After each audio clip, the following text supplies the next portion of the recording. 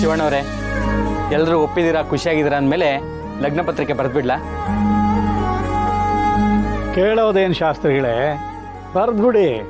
ಏನು ಶಿವ? ನೀವು ಹೇಳ್ದಂಗೆ ಆಗಲಿ ಮಾವ. ಶಾಸ್ತ್ರಿಗಳೇ, ಬರೆದ್ಬಿಡಿ. ಅವ್ರು ಬರೀತಾರೆ ರೀ,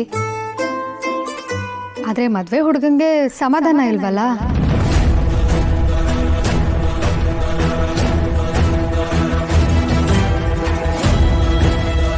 ಅವ್ರ ಅಣ್ಣ ಅವನಲ್ಲ ಶಿವ, ಅವನ ತವ ವರದಕ್ಷಿಣೆ ಕೇಳಬೇಕು.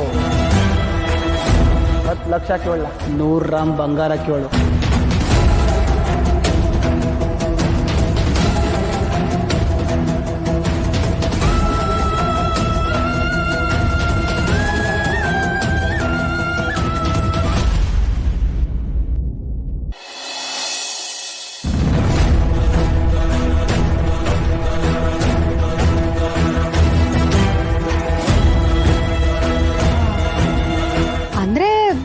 ಹುಡುಗಿನ ನೋಡ್ದೆ ಸಮಾಧಾನ ಇಲ್ವಲ್ಲ, ಅದಕ್ಕೆ ರಶ್ಮಿನ್ನು ಕರೆಸ್ಬಿಡೋಣ ಅಂತ ಹೇಳ್ದೆ ಅಷ್ಟೆ.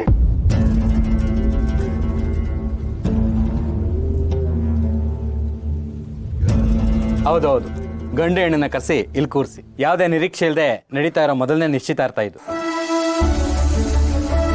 ಎಲ್ಲ ನಮ್ಮ ಶಿವ ಅದೃಷ್ಟ. ಇದೆಲ್ಲ ನಮ್ಮ ಅತ್ತೆ ಕಾಲ್ಗುಣ.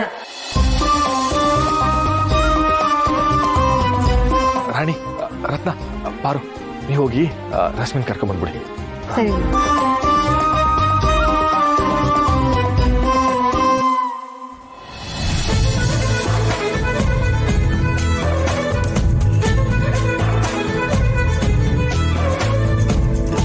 ಗುಂಡಕ್ಕ, ನಿಮ್ ಹುಡುಗ ನಿನ್ನ ನೋಡ್ಬೇಕು ಅಂತ ಕಾದಿದ್ದು ರೂಮ್ ಕಡೆ ತಿರುಗಿ ನೋಡ್ತಿದಾರೆ.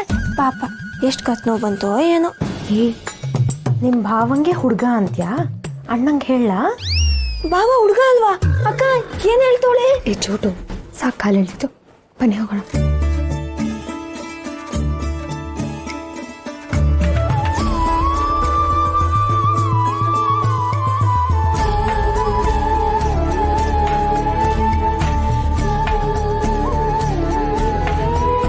ಶಾಸ್ತ್ರಿಗಳೇ, ಬರೆದ್ರ ಪತ್ರಿಕೆನ? ಆಯ್ತು ಯಜಮಾನ್ರೆ, ಹುಡುಗ ಹುಡುಗಿನ ಕೂರಿಸ್ಬಿಟ್ರೆ ಲಗ್ನ ಪತ್ರಿಕೆ ಓದ್ಬಿಡ್ತೀವಿ. ಹಾ, ಕೂರಿಸ್ತೀವಿ ಶಾಸ್ತ್ರಿಗಳೇ. ಪ್ರಶಾಂತ್ ಅವರೇ, ಬನ್ನಿ, ನೀವು ಕೂತ್ಕೊಳ್ಳಿ. ಕೊಂಡು ಕೂತ್ಕೋ ಬಾರವ.